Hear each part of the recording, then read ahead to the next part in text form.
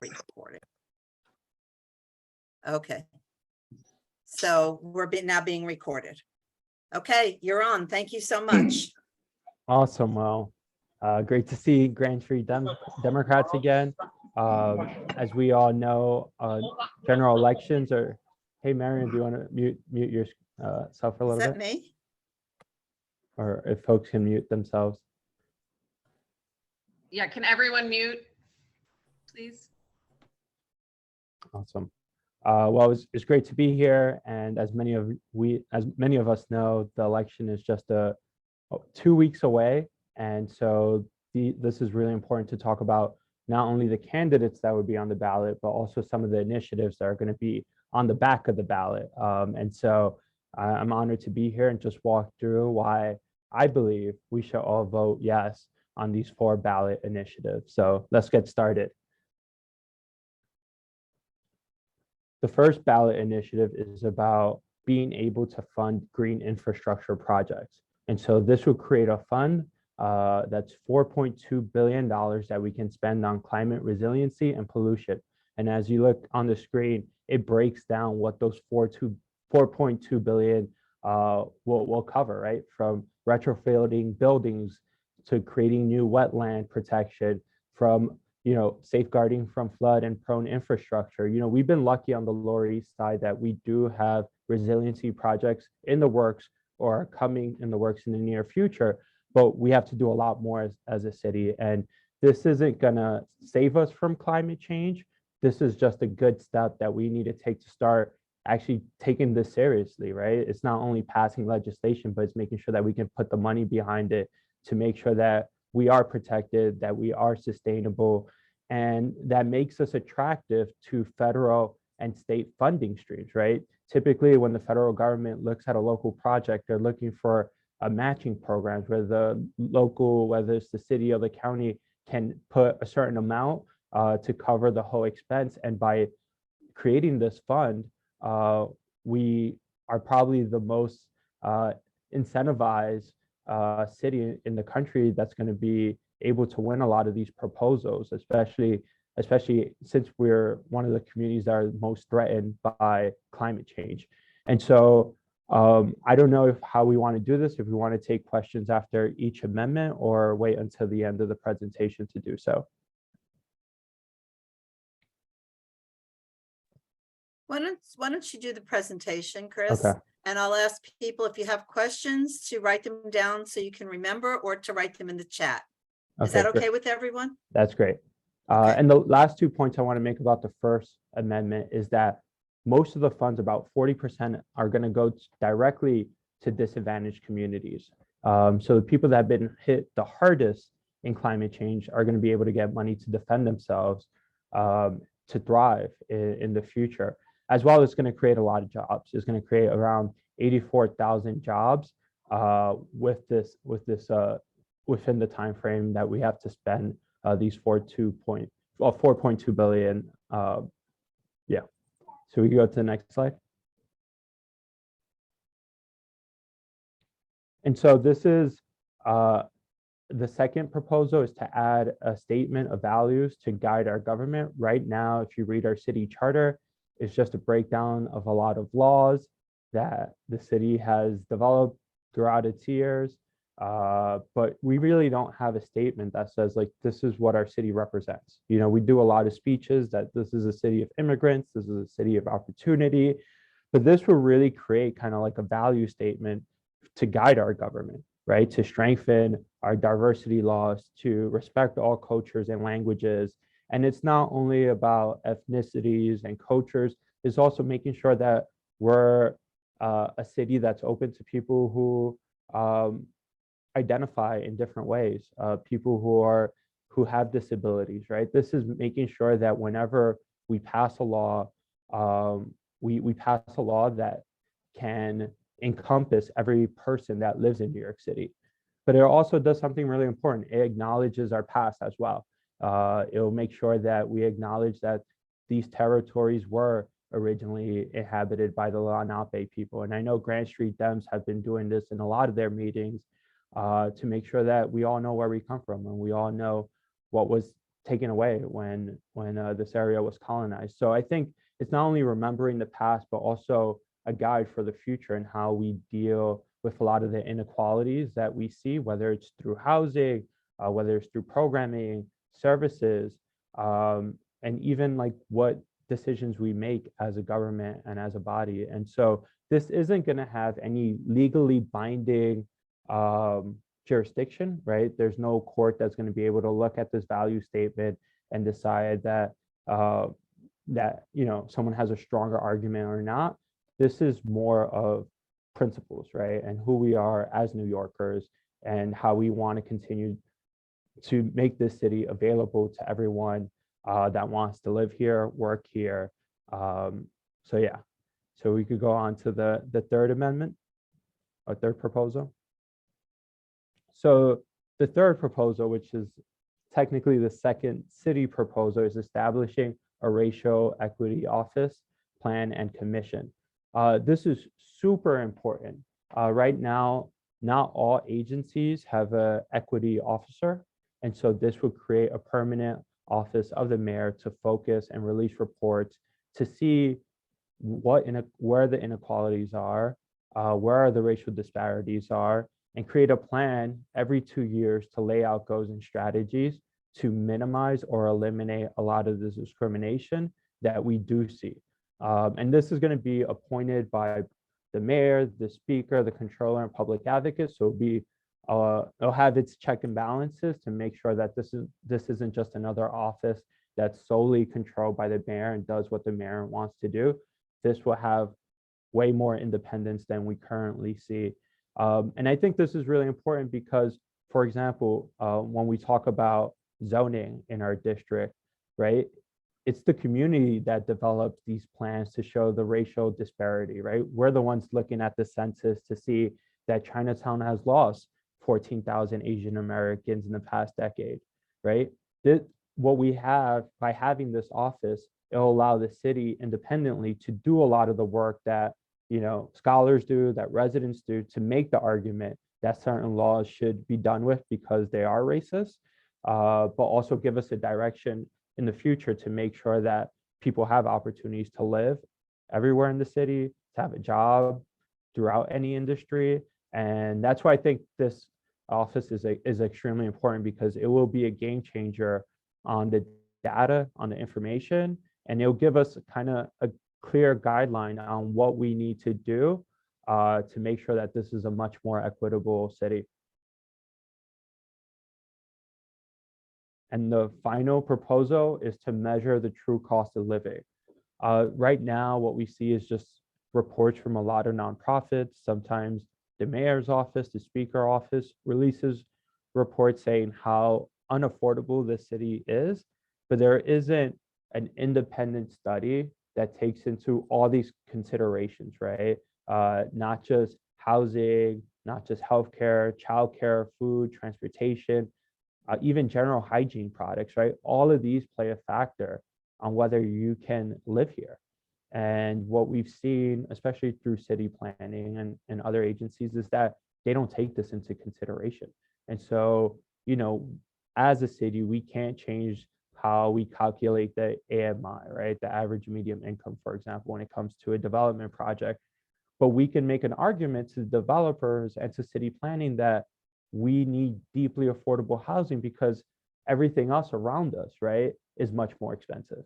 And so if we do pass this proposal, I'm going to be using it to make those arguments to say, secondary displacement is real because the cost of living of those neighborhoods have drastically gone up. And so even if you have a fixed rent or you live in Section 8 housing or public housing, your cost of living can still drastically change depending on your zip code. So this is going to address, like the other proposals that I mentioned, a lot of the disparity that we see in the city. And one thing that I like how this was developed, this proposal, it doesn't just show poverty, right?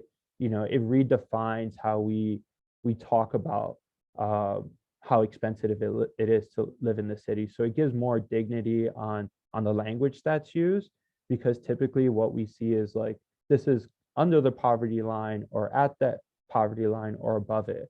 I think this will give us different metrics and a different understanding of what, how much it is, how expensive it is to live, especially in our district. And so these are quickly the 4 proposals. I think we should vote yes on all of them, right? Especially when you consider the future of our city, when it comes to climate change, when it comes to the gaps that we see in racial inequality, and as we continue to organize to make sure that we diminish those or eliminate them. And also the way we get there is by having the information that's independently sourced. So we're not just getting it from people who are biased or trying to tell a certain narrative. We're getting it from the city itself and using a number of indicators, as I mentioned, to help us make this a much more equitable city.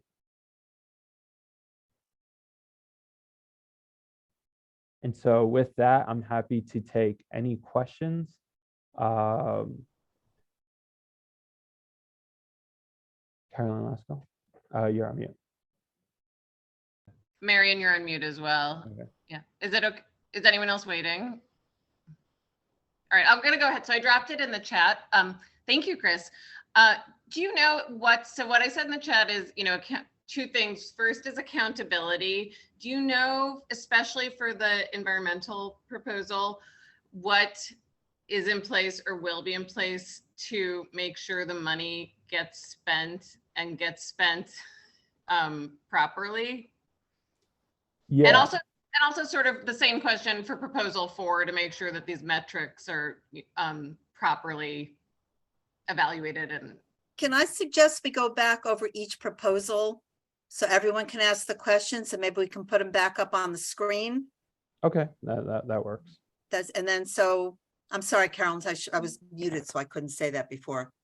But let's stay with the one on proposal 1. And, but you were talking about metrics there, right? well, accountability, you know, I mean, but this is the one that actually has money, a ton of money attached to it. So how, you know, what, do you know what the plan is for any kind of oversight and just making sure that this does actually go to doing what it says it does? Yeah, you know, I think the accountability measures that we know now is that whatever this gets spend on, it has to fall within these 4 pockets and for those 4 amounts. And as we all know, when the state releases its bonds, it has to address a certain infrastructure project, has to affect a certain you know, development of some sort. And so I think the way we keep this accountable is to make sure that those bonds, when they are issued, have specific language of where that money is going to, right? It's not going to be a bond that's just say, for these are green bonds for resiliency, right? And I think that takes more of our state legislators to make sure that those are specifically tied to projects. And there will also be an RFP process that people are going to request those funding for certain projects in their districts, in their communities. And that also adds another layer of accountability because there will have to be some public review process to see whether these projects should win those proposals as well. Chris, is there any specificity in the bill, the proposal that, like, so pollution reduction, there's, you know, many ways we need to reduce pollution. So is there any specificity about, so for example, you know, gas emissions, you know, automobile emissions, or for example, in 20 years, all trains will be, you know, things like that, that there's, so that in, so I think it was what Carolyn was getting at, accountability. Mhm. So we want to make sure the money's spent for, you know, pollution reduction, but in 20 years, how will we know what our target was and have we done enough? And does that money get us where we want to go? Am I making sense? You are a little bit making sense. And, you know, I think I think it was 2 or 3 years ago, New York State passed some of the strongest climate initiatives, right? And so this funding is tied to those initiatives that set out by the governor and our elected officials at that time to meet our climate goals. And so this is pretty much putting the funding behind what they voted on. And so I have to look more closely on, the ins and out of each project and how much money is going to go into it.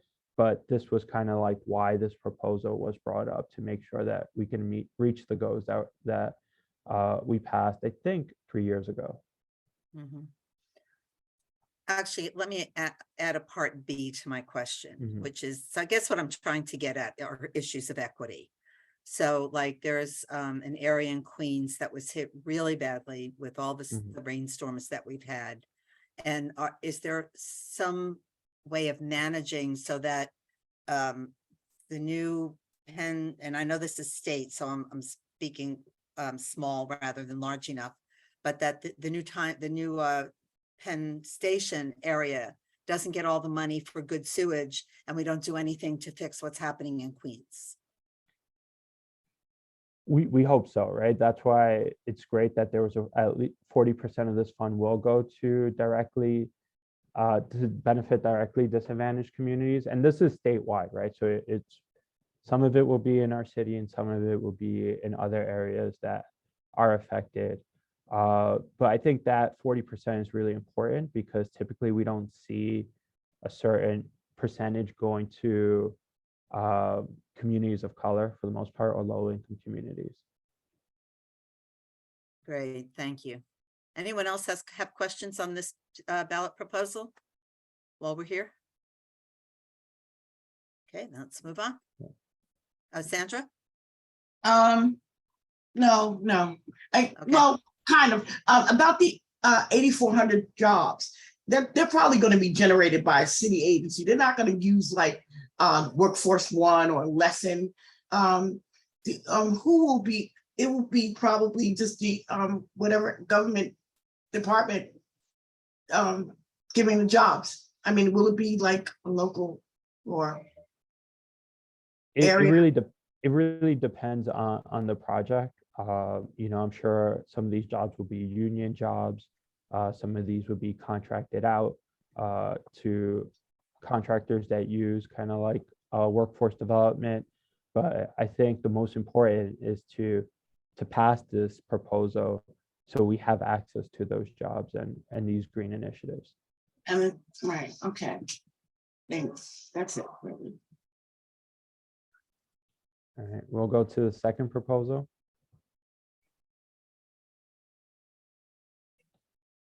Does anyone have any questions for proposal number 2? I don't, but I think it's great. It's sort of like the preamble to the Constitution, right? The US Constitution. It makes really good sense. Yeah. I like the idea. Great. And I think it's something that's long overdue. So I'm glad that we have it on the ballot this year. Yeah. Are there any questions for the third proposal, but the second city proposal? I don't want to jump in all the time if anyone else has one, but we raised this in our at our last meeting and our last executive committee meeting. The reason we asked you to come is because we couldn't come to agreement on some of these. And I thought it would be great to have somebody who better understands them walk us through them. And the question that came up is, don't we have this in place anyway? Aren't there race equity officers in different, like, whose job is this now? So some agencies do have it, but some of them aren't. Certain groups aren't funded within agencies. So sometimes you just have a standalone person as the equity officer, and they possibly single-handedly can't do a whole racial impact study of an agency by themselves, right? And so what we've seen over the past few years is that they've been used as a symbolic thing, but actually not producing something that's independent, concrete, that has a team actually working on this constantly. And I think by establishing this office, it really does that, right? And it does that in a more independent way, with strict guidelines of what they need to generate every 2 years. And I think that's the biggest difference from what we see now, where the NYPD has an equity officer. However, if you look at the leadership of the NYPD, is still majority white, right? Or if you look at, city planning, right? The majority of their leadership is white, right? And so what we learned over decades and throughout our history is that if you don't have either the voices, diverse voices that are making the decision, then typically the right decision is not going to be made for everyone. And I think what this office does is provide us with the data points, the research, and the targets that we need, that even though we need time to really transform these agencies per se, at least they have kind of goals set for them to get there. Bill? Yeah, so actually it's funny because you mentioned the City Planning Commission, because my concern, I mean, yes, I like, 2 and 3, and I think they're important. But, we sort of found that with like the mayor's appointees to the City Planning Commission, they end up sort of going with whatever the mayor would want. Is there some other way to spread out the appointees so that like one person doesn't appoint the majority of or a large number of them? I mean, could like the borough presidents also be included in this mix of who makes appointings? I think this will be appointed by the mayor, by the speaker, the controller, and public advocate. And so there will be checks and balances within it. And as we see a lot of these offices, the city council does have oversight over them. And so there will be mixed appointees from different bodies of government, but the city council will also have oversight for the reports that they do release. Great, thank you. Anyone else have questions about this one? Okay, I think we have one more, right, Chris? Yeah, it's just one more. Are there any questions to measure the true cost of living? I know that there was a question in the chat that says accountability. I think, with all these reports, there will be oversight hearings and the city council will be able to drill down on whatever is released. But currently, the information that we do get now isn't centralized. And, we have different organizations or different agencies only giving us pieces of the puzzles, right? You have HPD talking about housing and affordability. You have, DOH talking about healthcare. You have the DOE talking about childcare, but no one's bringing all of this information together so then we can actually dissect it as a pie. And so I think this is what gives us a really good advantage to really understand what's happening in our city. And I think one of the good things is also going to break it down by neighborhoods, by council district, by community boards, so we can do deep dives in this information, which now it's really hard to get it all together in one place.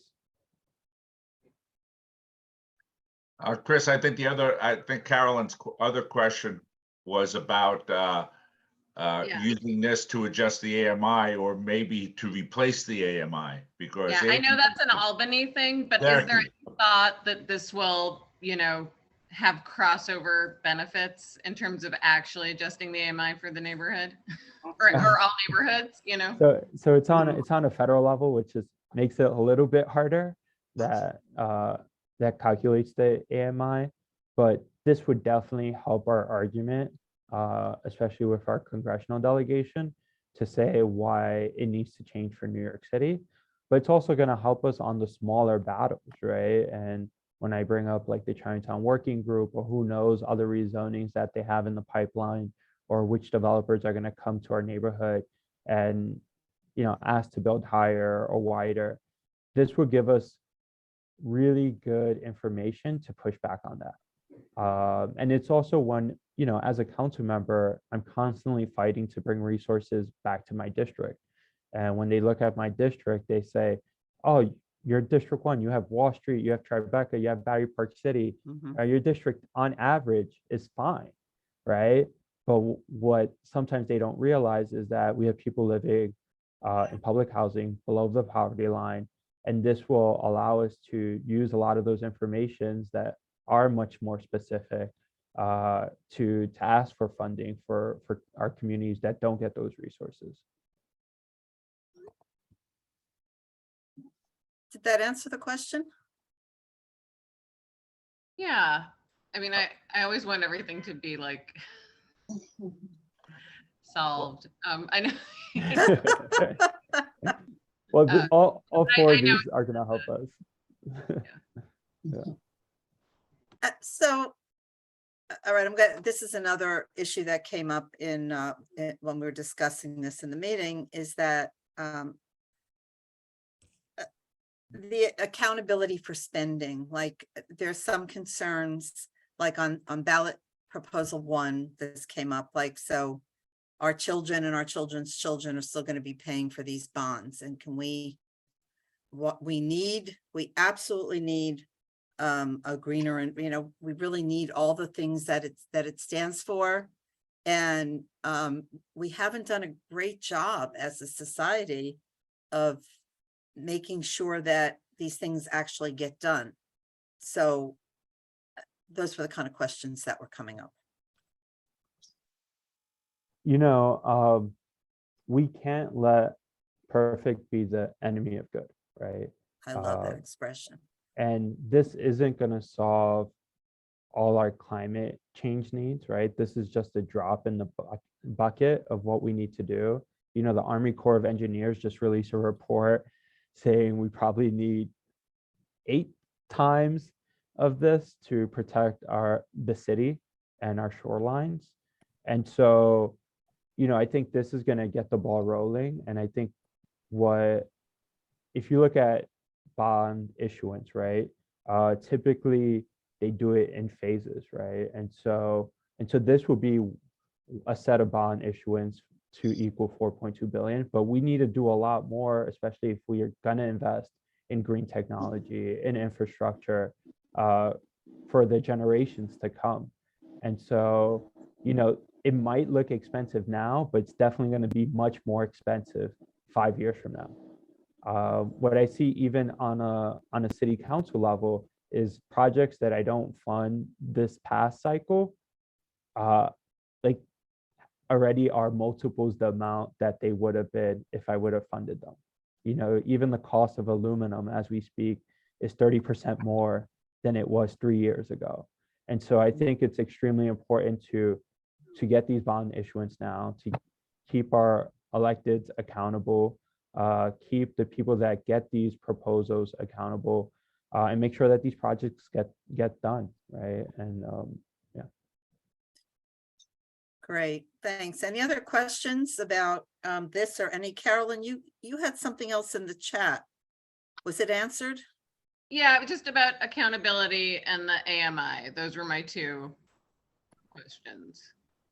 And I was just going to say, I think we can't really battle the AMI because it's set by the feds, but we could argue, for instance, that the Mandatory Inclusionary Housing Act use a different metric than AMI, such as the one proposed in item 4, because the AMI is so unrealistic, but trying to get that change is such a heavy lift.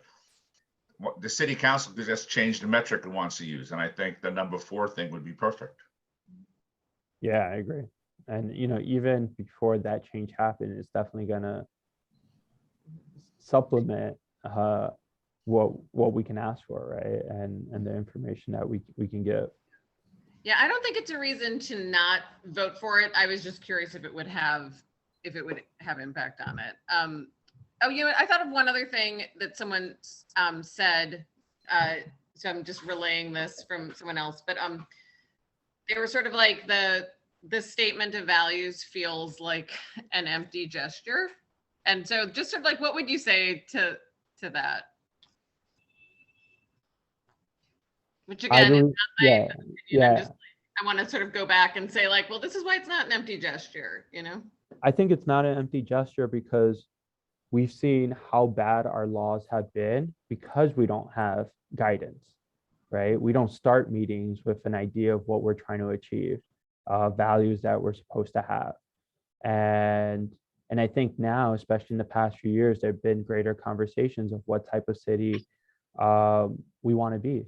And I think it's just a good reminder to everyone that interacts with our city charter, like what we aspire to be, right?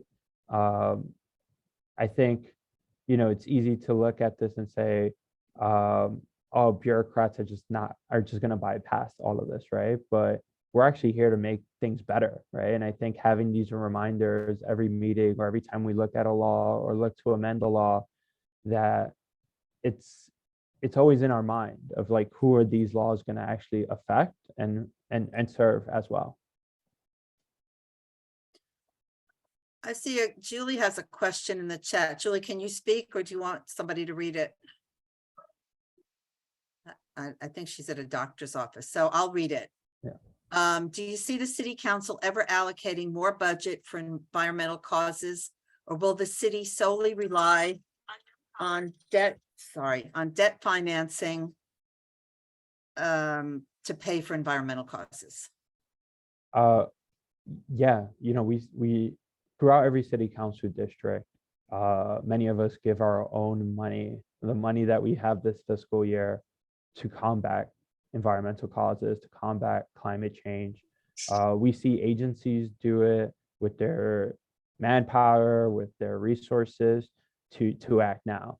However, some of these major projects that we do need to do, the only way we get there and the only way we tackle climate change on multiple avenues is by debt financing. And it's not the thing we, as progressive, want to rely on, but that's the means that we have right now to achieve the goal. Julie, did that answer your question? And, Okay. and I'll give you a quick, so before I got into politics, I worked in debt capital markets. And so we used to issue bonds for different companies, for municipalities throughout the city and the country. And, we have anything from like the dormitory, agency doing debt financing deals to pay for different dorms in different universities throughout SUNY. And it's the quickest, it's the most reliable, and actually allows for accountability because they will be rated. And so, I think that's the instruments that we have now to finance these much bigger projects. And so that's why I think we should move forward with the first ballot initiative. Does anyone else have any questions, any discussion? So I hear our venerable council person suggesting, oh wait, Julie has a follow-up. I worked in public finance in the 90s. The debt financing that generates income works best. Debt financing for environmental causes do not appear to generate income, like dorm fees or toll fees. However, they don't generate income as we see now, but they generate huge expenses, right? When we look at Hurricane Sandy, when we look at Hurricane Ian, when we look at Hurricane Ida, like, we don't have the infrastructure to deal with climate change. And if we don't fund these projects now, they're going to cost multiples in the future. And we're going to be wishing that in 2022, we voted on these proposals and it actually passed them. And so that's, it is a grim way to see it, but that's the reality that we live in now. And that's the reality of the future we're going to live in.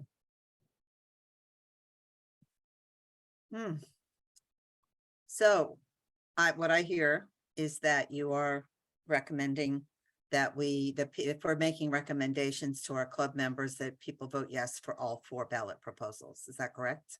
Yes, and tell your neighbors, tell everyone, last year we were disappointed that, the ballot initiatives lost Mm. on a state level. And so it's extremely important to have New Yorkers, especially in the city, vote yes on the first state one, because we probably need that Democratic majority to push it forward in the state.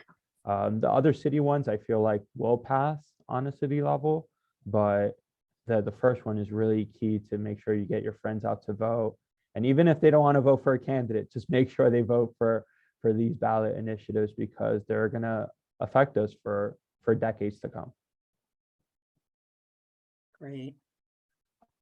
Any other questions, discussion?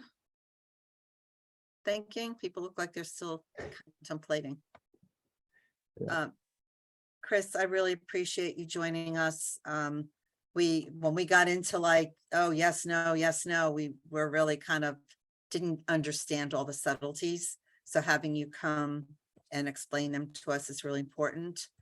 We will post, I'm going to put this on YouTube tonight, and we'll post it in our next blast so that anyone who wasn't here wants to hear the discussion, and they'll be able to see the PowerPoint that you did, which is great. Really helped. Any other final words from anybody? And shout out to Caitlin for helping to put that PowerPoint Oh, yeah. together. It makes it so Caitlin, much thank easier. you. Yeah. And for running it in the background. Yeah. Okay, well, if there's nothing else, I'm One more, Carolyn. Marion, one more Yeah. thing. Mhm. Chris, I know you're going out canvassing on Saturday. Sorry, that was my ringer. Is there, can folks join you on your canvassing when you're going out for Max Rose? Is that something that we could like publicize to the group? Yeah, I'll figure out the time, and Mhm. I'll send an email out to Marianne to organize it that way. Okay, great. Good, thank you very much. Thank you so much for taking your time. I know you're like in campaign kickoff mode, so you're very busy, so I really appreciate it. And I really appreciate those of you from the club and not from the club coming and listening to this conversation, and, you know, giving greater consideration to what we're voting for and what's going to work for us and what's not going to work for us. Thank you. Thank Chris. you. Okay, Take care. all right. Thank you all. Caitlin, thank you so much. Everyone have a good night. Watch the debate. I can't wait to have a conversation about it with everyone. And remember to go to Pace University if you want to go to the watch party with Hochul's team. Thanks, Take care, Marion. guys. Okay, all right. Bye-bye.